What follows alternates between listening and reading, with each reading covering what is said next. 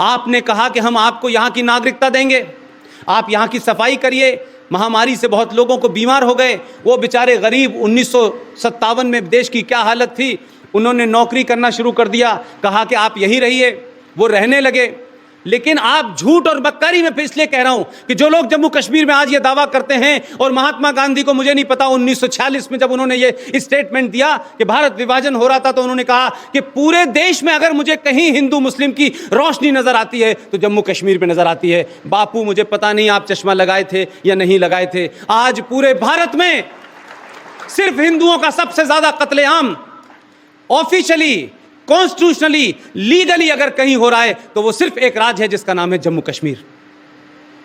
इसलिए क्या बापू भी उस पॉलिटिक्स का शिकार थे कि 1947 में जो घटना घटी थी वो तो पूरे देश ने देखी कि कैसे कबायलियों के रूप में लोग आए, क्या लूटपाट हुई, कैसे मारा गया, और 1947 में क्या हाल हुआ वो सबको पता है। लेकिन तब भी उनको रोशनी नजर आई। उसी जम्मू कश्मीर के अंदर 1957 के अंदर जो 200 जो वाल्मीकि को लाया गया, हम जैसे लोगों को अपनी पत्रकारिता के दौरान जब ये पता चला कि ये जो 200 लोग आए थे भाई, ये कहाँ रहते हैं, हमको सिर्फ इतना ही पता था।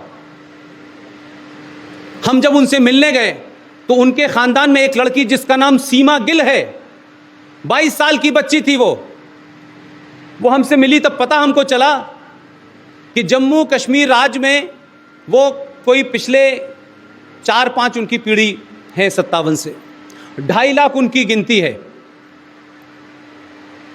उनसे वादा किया गया कि हम आपको नागरिकता देंगे, तो उस वक्त शायद नागरिकता का उनको इतना बोध भी नहीं था, ना तो उन्होंने इस पर कोई सवाल किया। लेकिन मैं उन लोगों की जो हिंदुस्तान में कहते हैं गंगा जमुना तहजीब है, जिनको कश्मीर में कुछ और चाहिए, निज़ाम मुस्तफ़ा, और दिल्ली में सेकुलरिज्म चाहिए, मैं उन लोगों की पोल खोलना चाहता हूं आपके सामने। वो सीमा गिल नाम की लड़की दिल्ली से, वहां से जम्मू से बाहर गई, बॉम्बे में पढ़ लिख के आई, और जब उसने राज्य की एक वैकेंसी निकली तो उसने अप्लाई किया। जब उसने अप्लाई किया तो एक सिंपल से क्लर्क ने उससे पूछा कि आपका पीआरसी कहाँ है। पीआरसी का मतलब होता है परमानेंट रेजिडेंट सर्टिफिकेट। वो लड़की चौंकी, उसने कहा कि मुझे तो पता नहीं कि कोई पीआरसी भी चीज़ होती है, मुझे तो किसी ने बताया नहीं। लिहाजा जब उसकी इंक्वायरी की तो पता ये चला कि मीर साहब, जिनके नाम के आगे मोहम्मद लिखा था और जो तब निज़ाम मुस्तफ़ा बसाना चाहते थे और आज भी उनकी औलाद निज़ाम मुस्तफ़ा बचाना चाहती हैं, वो उस वक्त झूठ बोल के चले गए, उनके बारे में कुछ ऐसा लिखा ही नहीं गया। यहां तक भी मुझे लगता है कि मुझे कोई बहुत शिकायत नहीं है, मेरी शिकायत इससे ज़्यादा है, आगे है। 1957 में जब ये लागू किया गया तो जम्मू कश्मीर में उस वक्त के लोग कितने शातिर थे कि 35 एक ला करके आपने 7.5 लाख लोगों को नागरिकता से वंचित कर दिया। वो 70 साल से जम्मू कश्मीर राज्य की सड़कों पे कीड़े मकोड़ों की तरह रह रहे हैं, उनके पास कोई माई बाप नहीं है, उनके लिए देश में कोई धरना प्रदर्शन नहीं होता। वहां तक तो ठीक था, लेकिन आपने क्या किया कि इन 200 वाल्मीकियों को एक एग्जीक्यूटिव ऑर्डर पास किया जम्मू कश्मीर के संविधान में, और उस एग्जीक्यूटिव ऑर्डर ने क्या काम किया, उसने ये करा कि ये जो 200 लोग आए हैं वो इतना खतरनाक है। एक एग्जीक्यूटिव ऑर्डर है, जो एक एग्जीक्यूटिव ऑर्डर से उसको खत्म किया जा सकता है। इतनी सरकारें हमने देखी, एक्स्ट्रा सेकुलर सरकारें देखी और राष्ट्रवादी सरकारें देखी, लेकिन एक छोटी सी बात मैं इसलिए कह रहा हूं कि उसमें ये लिख के गए हैं, वो एग्जीक्यूटिव ऑर्डर ये कहता है कि ये जो 200 लोग थे, इनके बच्चे राज्य में पढ़ें, जो पढ़ाई पढ़ना चाहते हैं पढ़ें, लेकिन राज्य में पढ़ाई तो ये एमबीबीएस बन सकते हैं, डॉक्टर बन सकते हैं, इंजीनियर बन सकते हैं, लेकिन जम्मू कश्मीर राज्य में इन्हें नौकरी सिर्फ भंगी की मिलेगी। ये इस देश को नहीं पता। जो लोग पूरे देश में जय भीम और जय मीम की बात करते हैं, वो जिन्ना साहब जिन्होंने कहा कि मुस्लिम दलित भाई भाई, वो मंडल साहब को लेके गए थे, आप सब जानते हैं, पाकिस्तान का पहला लॉ मिनिस्टर जोगिंदर नाथ मंडल जो मुस्लिम लीग का था, बंगाल से, उसको लेके गए, उसने संविधान लिखा। और जब उसी आदमी ने, क्योंकि जिन्ना साहब तो चले गए थे, जब उसी आदमी ने लियाकत अली खान से कहा, जो मेरी अलीगढ़ से पढ़ के गए थे, पाकिस्तान के पहले प्राइम मिनिस्टर बने, जब उनसे कहा कि आपके मुल्क में 12% दलित हैं, रोज रेप होता है, रोज उनको उठाया जाता है, तो ये कहा गया कि ऐसा है कि आपको जिन्ना साहब लाए थे, जिन्ना साहब आप चले गए, बेहतर है आप चले जाएं। वो जोगिंदर नाथ मंडल जो दलित मुस्लिम भाई भाई के नारे पे पाकिस्तान चले गए थे, इसी भारत में लौटे। और जो लोग यहाँ युवा बैठे हुए हैं, जो लोग मोबाइल को समझते हैं, ज़रा गूगल करिए और जोगिंदर नाथ मंडल के उस इस्तीफे को पढ़ लीजिए। जो जो उन्होंने लिखा है, आज के उन दलित लीडरों को उस बात का जवाब देना चाहिए कि जो फ्रॉड उस जमाने दलित मुस्लिम पे हुआ, आधुनिक भारत में 2019 में वो जय भीम और जय मीम के नाम से हो रहा है। लेकिन प्रकाश अंबेडकर से लेकर के मायावती तक मेरे 26 साल के इस कैरियर के अंदर मैंने इस धारा के बारे में कभी सुगबुगाहट नहीं सुनी कि क्या जम्मू कश्मीर राज्य जो भारत के टैक्स पेयर की मनी से चलता है, भारत के संविधान से ऊपर नहीं है। किसी लीडर ने आपको यह बात नहीं बताई कि आपने अपने संविधान में प्रोविजन करके यह कहा कि यह दलित, इसका बेटा, बेटे का बेटा, बेटे का बेटा, 50 नस्लें भी आ जाएंगी, वो जम्मू कश्मीर में सिर्फ हमारी गंदगी उठा सकती हैं, इसके अलावा उनको नौकरी नहीं मिलेगी। ये संवैधानिक तौर पे इस देश में हुआ है, कोई नहीं बोला। और इसीलिए वो ये कह रही है, इसीलिए वो आज ये कह रही है कि अगर ये आपने हटा दिया तो पाकिस्तान, कश्मीर जो है वो भारत से अलग हो जाएगा। ये वो लोग हैं जो इतनी नाजायज डिमांड को बनाए रखने के लिए देश को तोड़ने पे आमदा है भाई। लेकिन इस देश में कहीं एक दलित बेचारा किसी कारण से मर जाता है, किसी कारण से फांसी लगा लेता है, वो किन कारण होते हैं मैं उस पे नहीं जा रहा, लेकिन पूरा राष्ट्र रोने लगता है, दलितों की चिंता हो जाने लगती है, सेनाएं जाने लगती हैं, लोग संविधान में संशोधन की बात करने लगते हैं, सुप्रीम कोर्ट आगे आ जाती है। लेकिन ये सुप्रीम कोर्ट ने नहीं बोला, देश के नेताओं ने नहीं बोला, मायावती जैसे ने, प्रकाश अंबेडकर जैसे दलित लोगों ने इस मुद्दे को कभी नहीं उठाया। भाई अगर उन्होंने नहीं उठाया तो आपने क्यों नहीं उठाया? आपने क्यों नहीं उठाया? इस पे चर्चा क्यों नहीं की कि क्या दुनिया में कोई संविधान, बुरे से बुरा देश का भी आप देख लें, क्या कोई संविधान मेरे पैदा होने से पहले मैं क्या करूंगा, मेरे बच्चे क्या करेंगे, वो संविधान ये कह दे कि आपके बच्चे सिर्फ दलित बन सकते हैं, हमारी गंदगी को अपने सर पे मैला ढो सकते हैं, लेकिन डॉक्टर इंजीनियर बनने का उनको यहां इजाजत नहीं है, और ये देश चुप्पी साध ले। बड़े बड़े रिटायर्ड जज हैं, कोई बोलता नहीं, कोई लीगल नहीं बोलता। हम लोगों ने बोलना शुरू किया तो महज 4 साल में हमारा एक साथी हमसे किस तरह छीना गया है उसको मैं यहां वर्णन नहीं करना चाहता। हमको थ्रेट देते हैं, ठीक है, दे ले थ्रेट, कोई दिक्कत नहीं। हमने भी देखा कितनी थ्रेट देते हो भाई तुम, हम भी देते हैं। तुम्हारी माँ ने कितना दूध पिलाया तुमको भाई।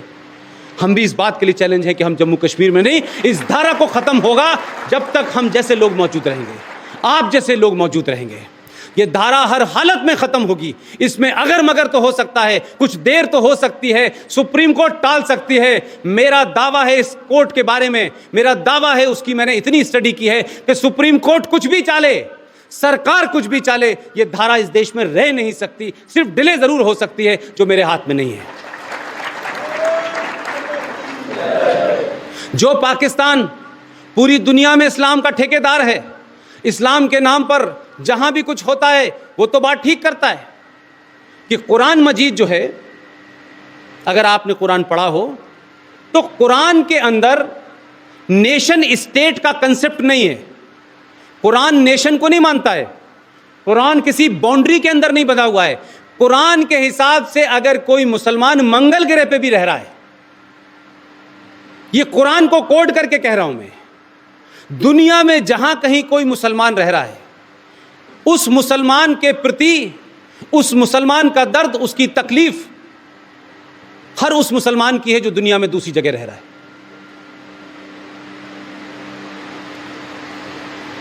लेकिन अजीबोगरीब बात है कि आप इस कमाल की बात देखिए, 2 घटनाओं से मैं इस फ्रॉड को, इस नैरेटिव को डैमेज करना चाहता हूं, डिमोलिश करना चाहता हूं। एक संगठन है, आप सबने सुना होगा, इस्लामिक देशों का एक संगठन है जिसमें अभी अभी भारत की वजीर खारजा मोहतरमा सुषमा स्वराज जी को स्पेशल गेस्ट बुलाया था जब ये बालाकोट का मामला था। ये कहा गया कि जो इस्लामिक कंट्रीज़ हैं उन देशों में एक रेजोल्यूशन रखा जाता है, और ये शायद मुझे इसलिए पता है कि हमारा जो पड़ोसी है उनके साथ 12 साल गुजारे हैं मैंने। जब जब उस संगठन जो इस्लामिक देशों का है, जो 57 देश हैं, जब उसके अंदर ये बात आती है कि चाइना के अंदर एक उगिर नाम का स्टेट है जहां मुसलमानों को ऑफिशियली चाइना की प्रॉब्लम हमारे देश की प्रॉब्लम नहीं है। चाइना के अंदर किसी को पॉलिटिकल करेक्ट नहीं होना, वो 1000 साल से आगे की सोचते हैं। वो ये नहीं सोचते कि वोट लेने के लिए वोट बैंक के लिए आप इनको आज माइनॉरिटी करेक्टर दे दो, एएमयू का जो पार्लियामेंट के ख़िलाफ़ है, आप आज एक माइनॉरिटी इंस्टीट्यूशन बना दो, कल इनको कंप्यूटर बांट दो। वो उस ग्रंथि से ग्रस्त नहीं है। उसमें ऑफिशियली कहा गया है कि मोहम्मद नाम किसी का नहीं रखा जाएगा। दाढ़ी आपकी छोटी होनी चाहिए। रोज़ा आधे घंटे का नहीं, 8 घंटे का नहीं, 5 घंटे का होगा। 5 वक्त अजान नहीं होगी, लाउड स्पीकर नहीं होगा, मस्जिदें अरब की तरह नहीं बनेंगी। ये ऑफिशियली जारी है। और जो मिलेगा, जो इसकी खिलाफ वर्जी करेगा, जो इसका उल्लंघन करेगा, उस पर कोई केस वेस नहीं चलेगा, क्योंकि वहाँ केस वेस नहीं होता है भाई हमारी तरह कि हम केस करेंगे फिर 200 साल तक लड़ेंगे। उनके यहाँ वो केस में भेज देते हैं, उसको चला जाता है वो केस में। वो पाकिस्तान जब जब इस्लामिक देशों के बीच में उस रेजोल्यूशन को रखा जाता है, मैं इसलिए कह रहा हूँ, वो भी ठेका बहुत ले हुए इस्लामिक देशों का, और हमारे देश में भी बड़े सारे लोगों को इस्लाम का ठेका लेके सर पे घूम रहे हैं। वो जब रेजोल्यूशन आता है चाइना के खिलाफ, अकेला पाकिस्तान होता है, पूरे 57 इस्लामिक देशों में अकेला पाकिस्तान होता है जो उस रेजोल्यूशन के खिलाफ वोट देता है। कोई मुसलमान देश उससे नहीं पूछता। ये भारत के मुनाफिक मक्कार मुसलमान नहीं पूछते भाई कि फलस्तीन के अंदर अगर इजराइल की गोली से वो मुसलमान जो पत्थर मार रहा है उसकी फौज के ऊपर, उसकी गोली से मरने वाले मुसलमान के लिए तो भारत के मुसलमान भारत की फॉरेन पॉलिसी को मुतासिर कर देते हैं, इन्फ्लुएंस कर देते हैं कि आप इजराइल से संबंध नहीं रख सकते, आप इजराइल से संबंध रखेंगे तो सार्वजनिक नहीं कर सकते। क्या मैं गलत कह रहा हूं कि भारत की सरकारों ने 25 साल पहले इजराइल से संबंध रखे लेकिन सार्वजनिक नहीं किया, इसको छुपा के रखा, पब्लिकली बताए नहीं गए, भारत का कोई प्राइम मिनिस्टर वहां नहीं गया? तो आप भारत की विदेश नीति पे दबाव डाल देते हैं और भारत की कमजोर, लाचार और सेकुलर सरकारें उस बात को मान लेती हैं। तो जो मुसलमान फलस्तीन के ऊपर गोली चलने से तड़पने लगता है, भारत की फॉरेन पॉलिसी को इन्फ्लुएंस कर देता है, उस मुसलमान की चुप्पी जो गाजीपुर से, मेरठ से, आगरा से, बरेली से, जौनपुर से जो मुसलमान 1947 में पाकिस्तान गए थे, आज भी वो मुसलमान उसी कराची शहर जहां मेरा ऑफिस है, उसी कराची में रहते हैं, आज भी दोयम दर्जे के नागरिक माने जाते हैं। और आज़ादी से लेके अब तक 27,000 मुहाजिर कहते हैं शरणार्थियों को, हम हिंदी में कहते हैं शरणार्थी, उर्दू में कहते हैं मुहाजिर, उनको वहाँ मुहाजिर बोला जाता है। उनकी जो पार्टी है MQM, उसका नाम भी है मुहाजिर कौमी पार्टी, अब उसको मुत्तहिदा कौमी पार्टी रखा गया है। 27,000 हिंदुस्तान से गए हुए मुसलमानों पे आज तक यकीन नहीं किया गया। आप यकीन करिए, यह आपका मामला है। 27,000 मुसलमानों का कत्ल पाकिस्तान की सेना ने पिछले 50 साल में किया। नाम मक्कार हिंदुस्तान के मुसलमानों से मैं एक बात पूछना चाहता हूं, ये मेरा गुस्सा है कि मुसलमानों, तुम बताओ, तुमने हिंदुस्तान के अंदर कोई धरना प्रदर्शन किया क्या? पाकिस्तान के हाई कमीशन के सामने कभी धरना दिया कि तुम्हारे सगे संबंधियों को मारा गया, तुम इस पे चुप्पी बनाए बैठे रहे, लेकिन फलस्तीन में किसी मुसलमान के गोली चल जाने पे तुम्हारे अंदर तड़पन होती है, तो 27,000 मुसलमानों के कत्ल के ऊपर तुम चुप क्यों बैठे रहे? यह मक्कारी है कि नहीं है? इस पे क्यों नहीं मुसलमान बोलता है? इसलिए मैं कह रहा हूं, यह सेलेक्टिव मामला है। पाकिस्तान चाइना के खिलाफ आने वाले रेजोल्यूशन को इसलिए रोकता है कि वो भारत के खिलाफ जैश ए मोहम्मद का चीफ अजहर मसूद को यूएनओ में बार बार वीटो करके रोकता है कि यह आतंकवादी नहीं है, यह अंतर्राष्ट्रीय आतंकवादी नहीं है। और भारत के जितने भी प्रमाण देने के बाद, लगातार भारत प्रमाण देता है, चाइना एग्री नहीं करता है कि भारत में आतंकवाद पाकिस्तान फैला रहा है। लेकिन वही लोग जो चाइना को अपना दुश्मन मानते थे, वही लोग जो रशा को अपना दुश्मन मानते हैं। आखिर भारत में ये कैसा नापाक गठजोड़ है कि इस देश में माओवादियों का और जिहादी मुसलमानों का गठजोड़ है। ये टेलीविजन पे भी लेफ्ट के साथ बैठ के नजर आता है, ये चाइना पे खामोशी नजर आती है। यहां हिंदुस्तान के मुसलमानों ने भी एक भी चाइना के खिलाफ रेजोल्यूशन पास नहीं किया, लेकिन यही मुसलमान किसी उत्तर प्रदेश के एक शहर में किसी गलतफहमी के तहत या किसी ऑर्गेनाइज क्राइम के तहत भी मैं मानता हूं, लेकिन उस क्राइम को जस्टिफाई कभी नहीं मैं करता। कुछ लोगों ने एक मुसलमान की हत्या कर दी। उस मुसलमान की हत्या पूरे देश में नहीं, यूएनओ तक खबर पहुंच गई उसकी। यूएनओ तक पहुंचा दिया आपने खबर। लेकिन इस देश में 5 लाख कश्मीरी हिंदुओं को मस्जिदों से सहारा लेकर के नारे तकबीर अल्लाह अकबर का नारा लगा करके अल्लाह अकबर कहना होगा, जम्मू कश्मीर में रहना होगा। वो पीढ़ी अभी जिंदा है। कई दोस्त मेरे मौजूद हैं। रात में 50-50 अजानें दी गई और कहा गया कि जल्दी से जल्दी कश्मीरी पंडित कश्मीर को छोड़ दें, हमें कश्मीर चाहिए कश्मीरी पंडित मर्दों के बगैर और कश्मीरी हिंदू पंडितों के साथ। ये नारे लगाए गए। कोई मस्जिद ऐसी नहीं थी जिसका इस्तेमाल ना किया गया हो। यह बात अलग है कि भारत सरकार ने, भारत की पार्लियामेंट ने 1988 में एक कानून पास किया। उस कानून का नाम था मिसयूज ऑफ रिलीजियस प्लेसेस, जो पूरे देश में लागू है लेकिन जम्मू कश्मीर में लागू नहीं है। लेकिन 5.5 लाख कश्मीरी पंडितों को ऑर्गेनाइज तरीके से मारा गया, बता के मारा गया। चौराहों पे जब आपने मारा और मोटरसाइकिल से चक्कर काटे और कहा गया कि इस टीकालाल टपरू को जिसको मारा गया, जो सबसे बड़ा वहां का इंटेलेक्चुअल था, उसको पानी जो देगा उसका भी हश्रम ये कर देंगे। कोई सरकार, कोई अब्दुल्ला, कोई मुफ्ती के दिल के अंदर कोई पसीजा नहीं। किसी ने ये नहीं कहा कि ये कश्मीरियत नहीं है, ये जमहूरियत है भाई, ये इंसानियत के खिलाफ है, नहीं कहा। लेकिन इससे बड़ी बात इस देश को मैं समझता हूं कि जानने की जरूरत है। जरा याद कीजिए जिस घटना का मैं जिक्र कर रहा हूं, ये 19 जनवरी 1990 की घटना है। लेकिन 8 दिसंबर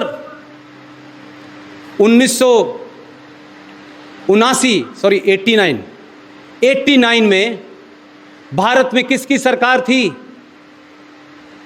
भारत की मरकज में, केंद्र में वीपी सिंह की सरकार थी।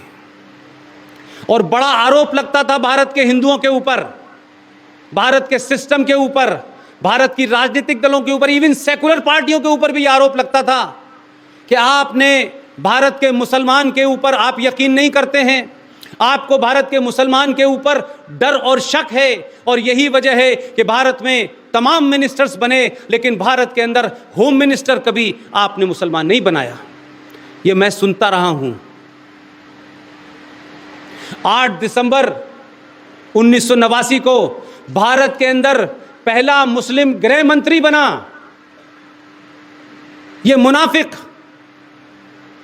जो कश्मीर में सुबह से लेकर शाम तक देश को चैलेंज कर रही है।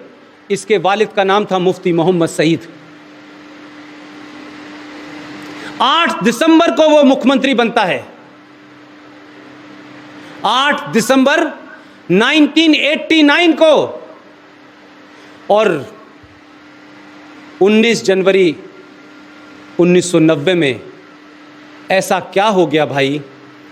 और इस देश का जागरूक नागरिक, इस देश की बड़ी पैनी नज़र रखने वाला मीडिया ने ये सवाल नहीं पूछा कि कौन से हालात ऐसे पैदा हो गए 8 दिसंबर से लेकर 19 जनवरी के बीच में कि 5 लाख हिंदुओं को धर्म के नाम पे, हिंदू होने के कारण आपने मारा, काटा, बलात्कार किया। हजारों लोगों को मारा आपने, बच्चों को, 3-3 साल के बच्चों को आपने हवा में फैल के मारा। और एक घटना है जो मेरे रोंगटे खड़े कर देती है कि एक लड़का जिसको एक टीचर ने 5वीं क्लास से 10वीं क्लास में पढ़ाया, उसी टीचर ने उसे 12th में पढ़ाया, वो उसी पड़ोस में रहता था, वो ग्रेजुएट कर चुका था, उसी लड़के ने उस टीचर का बलात्कार किया और मार दिया। ये मानसिकता है भाई। लेकिन जम्मू कश्मीर को छोड़ दीजिए, भारत के किसी राज्य में किसी ने गृह मंत्री से सवाल नहीं पूछा कि जिस राज्य से तुम आते हो आखिर क्या तुमने इसको रोकने के लिए किया। आज तक इस पे सवाल नहीं पूछा। आज उसकी बेटी जम्मू कश्मीर को धमकी दे रही है, भारत को धमकी दे रही है कि अगर 370 और 35 पे हटाया गया तो हम भारत से अलग हो जाएंगे, और अगर ये ऐसा रहा तो ये भारत कश्मीर फलस्तीन हो जाएगा और यहाँ की फौज जो है वो ऑक्यूपेशनल फौज कहलाएगी। हमने किन लोगों को आगे बढ़ाया है भाई? तो जो गलती 89 में हुई वो अगर 2019 में भी हो रही है तो इसमें किसकी गलती है भाई? किसको आप दोष देंगे? लेकिन कमाल की बात देखिए, कमिटमेंट, क्योंकि मिल्लत के प्रति कमिटमेंट ज्यादा है, कौम के प्रति नहीं है। मिल्लत के प्रति कमिटमेंट यह है कि उसी महबूबा मुफ्ती के पिताजी ने अपनी बेटी को किडनैप कराया। ये सब जानते हैं, कोई नई बात नहीं है भाई। वो किडनैप हुई नहीं थी क्योंकि कुछ आतंकवादियों को छोड़ना था। वो जहां छुपी हुई थी सबको पता था, खुद मुफ्ती साहब को पता था। आपने जिनको छोड़ा वो पाकिस्तान के अंदर खूनखार आतंकवादी बैठे हुए हैं। आपको छोड़ना था, आपको प्ली लेनी थी, और वहां से नीचे तक की डेट डालें तो कभी गुलाम नबी आज़ाद का भांजा गायब हो रहा है, कभी सैफुद्दीन सोज साहब के घर में से कोई गायब हो जाता है, और ताज्जुब यह था कि सब मिल भी जाते थे, जैसे 24 आतंकवादी छोड़े जाते थे। तो क्या मैं ये न मानूं कि जम्मू कश्मीर के राजनीतिक लोग, वहां की व्यवस्था, सबने आतंकवादियों को ताकत दी है, सबने आतंकवादियों के साथ दिया है, अलग अलग चेहरों से, अलग अलग मुखौटों से। अब हम ये उम्मीद करते हैं महबूबा मुफ्ती से कि वो राष्ट्र की बात करेगी, हम उमर अब्दुल्ला से उम्मीद करते हैं कि वो राष्ट्र की बात करेंगे। आप किन सांपों से ये उम्मीद कर रहे हैं कि वो सांपों को आप दूध पिलाएंगे तो वो आपके अपने हो जाएंगे? ये बात अलग है कि आप नाग पंचमी में भी सांप को दूध पिलाते हैं, आपकी सभ्यता है, लेकिन ऐसे सांपों को आपने दूध पिलाया है जो आपको डसने के लिए बैठे हुए हैं। कश्मीर आपके हाथ से जा चुका है, आप गलतफहमी के शिकार हैं कि कश्मीर आपके पास है। आपकी रिट नहीं चलती जम्मू कश्मीर में। जम्मू कश्मीर में फौजी जान बचाने के लिए अगर कोई एक्शन करता है तो उस पर कोर्ट मार्शल हो जाता है। जम्मू कश्मीर को जरा सी बात पे आपके देश को थ्रेट देता है। जम्मू कश्मीर की वजीर आला यह तय करती है कि भारत सरकार को पाकिस्तान से बात करनी चाहिए या नहीं करनी चाहिए। अगर यह ट्रेंड चलेगा तो कल ममता कहेंगी कि बांग्लादेश से बात करनी चाहिए या नहीं करनी चाहिए, और फिर तमिलनाडु कहेगा कि श्रीलंका से बात करनी चाहिए। तो फिर तो ये फ्री फॉल ऑल है। फिर भारत में केंद्र सरकार की जरूरत क्या है? फिर तो हर आदमी का अपना राजनीतिक स्वार्थ है, वो कहेगा इससे बात करो, इससे बात नहीं करो। ये परपाटी गलत डाली है, लेकिन वो परपाटी अब टूट रही है। मैं आपको मुबारकबाद देने इसलिए भी आया हूं कि गलती से जाने अनजाने में हो सकता है कुछ लोग बटन कहीं और दबाना चाहते हो, गलती से दब गया आपसे। उस बटन दबने के बाद जो जिन बाहर आया है उससे बहुत सारे जिना के चाहने वाले लोगों को दुश्मनी हो गई है। इसलिए जो जिस जगह बैठा हुआ है, जो जिसके पास जो शक्ति है, अपनी उस पूरी शक्ति का इस्तेमाल करें। मैं 70 साल के और 80 साल के जो बुजुर्ग यहां बैठे हुए हैं, मैं सिर्फ इनसे इतना ही चाहता हूं कि जब आज का 22 साल का लड़का आपके पास आए तो आप उससे कहिए, उसे सच बताइए। बस उससे पॉलिटिकली करेक्ट होने की उम्मीद मत कीजिए। आज के युवा को सच बता दीजिए। ये जो पूरी देश भर में इतने सारे लोग सुन रहे हैं, इतना सारा रिएक्शन है पूरे देश के अंदर, ये कोई कारण है कि पहली बार वो सच सुन रहे हैं, और जो सच उनको इतिहास में मिल रहा है और जो उनके दिल को लग रहा है। इसीलिए लोग लगातार पूरे देश में, यहाँ जीडी बख्शी आज कहीं हैं, आरएसएन सिंह कहीं हैं, सुशील पंडित कहीं हैं, गौरव आर्या कहीं हैं, पूरे देश में लोग जा रहे हैं और हजारों लाखों की तादाद में लोग उनको सुन रहे हैं, क्योंकि पहली बार उनको लगता है कि कोई सच बात बता रहा है। इसलिए वो लोग बाहर आ रहे हैं। मेरी आप बुजुर्गों से दरखास्त है कि सच बात बताएं, जो हुआ है वो बता दें, जो नहीं हुआ है इस डर से कि हमारी पीढ़ी बिगड़ जाएगी। माफ कीजिएगा, इस डर से 70 साल में 7 पीढ़ियां बिगड़ गई। अगली पीढ़ी को सच बता दीजिए ताकि आने वाला भारत सच्चा भारत हो, ईमानदार भारत हो। अपने कंट्राडिक्शंस को, अपने कंफ्यूजन को दूर कीजिए। आप हर देवी देवता की पूजा करते हैं, यहाँ से लेकर कामाख्या देवी तक। आप शारदा देवी नहीं गए, मैं गया। बलूचिस्तान में जो देवी हैं मैं वहाँ गया। सब जगह मैं एक ही बात कॉमन पाता हूँ। ये बात अलग है कि मेरा जीवन ऐसी जगह था जहाँ मैं पैदा हुआ, ना वहाँ कोई मंदिर था ना कोई और था, वहाँ मस्जिद थी, वहाँ नमाज अजान मेरी ज़िंदगी का हिस्सा था, हम सब लोग वहीं रहे। लेकिन फिर भी मैंने ये देखा, कोई देवी ऐसी है जिसके हाथ में हथियार ना हो? कोई देवी ऐसी है? मैं आप लोगों से पूछ रहा हूँ, आप लोग सब पूजा करने वाले लोग हैं। कोई देवी ऐसी है जिसके हाथ में हथियार ना हो? 5 हाथ होंगे, 6 हाथ होंगे, 8 हाथ होंगे, गुलाब का फूल होगा, कमल का फूल होगा, आखिर में कुछ ना कुछ तो होगा। आप सब लोग पूजा करते हैं, शास्त्र की पूजा करते हैं, लेकिन जब भगवान को हथियार उठाना पड़ गया तो आप क्या चीज है? लेकिन आप शास्त्र की पूजा भी नहीं करते, शस्त्र की पूजा करते हैं, लेकिन जब घटना बढ़ जाती है तो आप लठियां चलाते हैं। अरे भाई, डंडे की पूजा थोड़ी की थी आपने, जिसकी पूजा की थी कम से कम वो चलाइए। और इस गलत फहमी में मत रहिए कि आप 5000 साल पुरानी सभ्यता हैं, ये गलत फहमी तो नहीं है, लेकिन 5000 साल पुरानी सभ्यता के हथियार से आज के आतंकवाद का मुकाबला नहीं हो सकता। आपको सीना तान के खड़ा होना पड़ेगा। जो इंटेलेक्चुअल्स हैं उनको जवाब देना पड़ेगा, क्योंकि जो आतंकवाद की घटना कर रहे हैं वो तो क्लियर है माइंड में, लेकिन जो आपके बीच में बैठे हैं वो क्या कर रहे हैं? एक आतंकवाद की घटना होती है, तत्काल हमारे यहाँ दोपहर तक एक नैरेटिव बन जाता है। देखिए, ये अफजल गुरु जो था ना, ये हालात का मारा हुआ था बेचारा। ये जो वानी था ना जिसने हत्या की थी, ये basically he is a poor boy of a poor headmaster. ये जो लोग हैं, आप बुजुर्गों से मेरी सिर्फ एक ही बात है कि इस देश में हथियारों से जो हथियार उठा रहे हैं उनका मुकाबला करने के लिए आपके पास व्यवस्था है, आपके युवा भी तैयार हो रहे हैं। मेरे बुजुर्गों से सिर्फ इतना कहना है कि इस देश में बौद्धिक आतंकवाद बहुत खतरनाक चीज है, जो तरह तरह के तर्कों के साथ आतंकवाद को जस्टिफाई करता है, जो कश्मीर में इसको कहता है कि देखिए साहब, ये बेरोजगार लोग हैं, ये भटके हुए लोग हैं, इसलिए AK-47 चला रहे हैं। अल्लाह करे कि पूरे देश का हिंदू भटक जाए, एक बार भटक तो जाए भाई। वो जिस दिन भटकेगा, महबूबा मुफ्ती कश्मीर में बयान दे करके, कश्मीर का जो इलाका है उसमें आप सबको पता है कि 65% इलाका जम्मू कश्मीर का लेह लद्दाख का है। आपने कोई आतंकवादी घटना सुनी आज तक कि लेह लद्दाख में अंदर कोई आतंकवादी घटना हो गई? 65% इलाका भूगोलिक कह रहा हूं, और 20% इलाका जम्मू का है। जम्मू में आए दिन घटनाएं सुनते हैं क्या? वहां बुरहान वानी क्यों नहीं पैदा होता? जो जम्मू कश्मीर के अंदर वैली है, जिसे आप कश्मीर के नाम से भी जानते हैं, उसका भूगोलिक इलाका मात्र 15% है, और जो टोटल पॉपुलेशन है जम्मू कश्मीर की, उसकी मात्र 7% पॉपुलेशन उस वैली में रहती है जिन्हें आजादी चाहिए। जम्मू कश्मीर समस्या नहीं है, कश्मीर जम्मू कश्मीर के लिए समस्या है।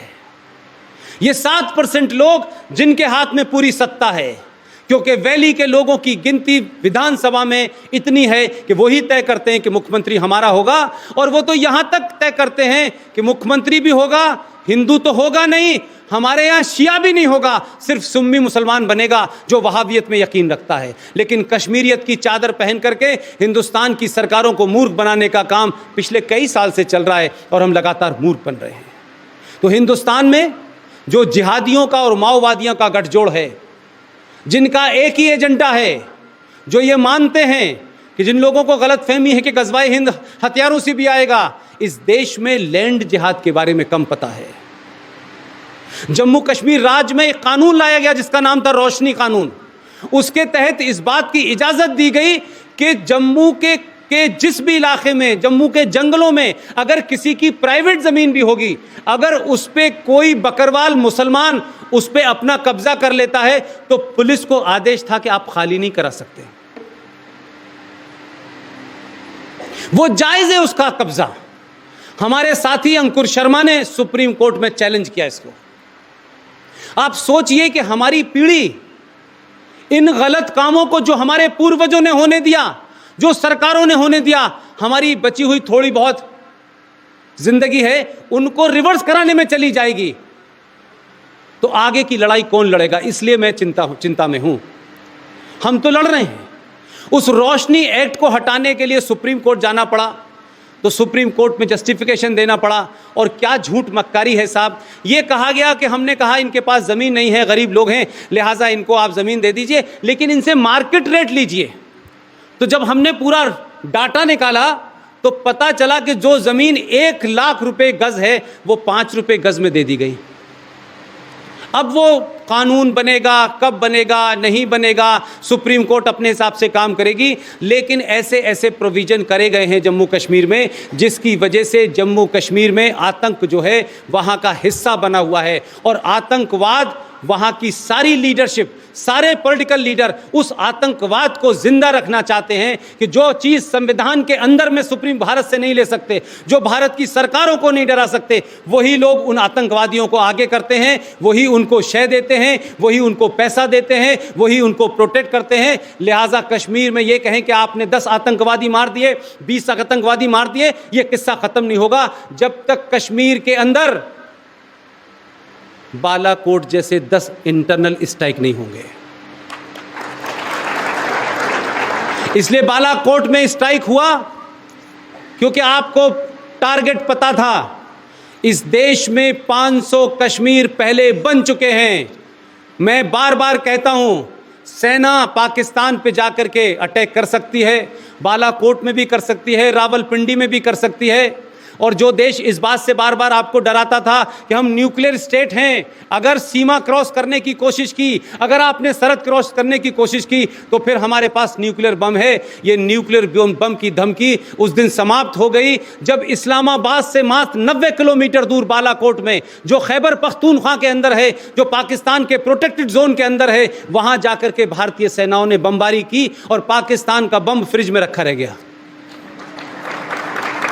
अब कोई पाकिस्तानी नहीं बोलता है कि हमारे पास बम है, हमें धौंस तो देते थे। अब उनकी संकट यह है कि अगर वो सच माने तो पाकिस्तान की जनता मारेगी कि बम साले तुमने किस लिए बनाया था।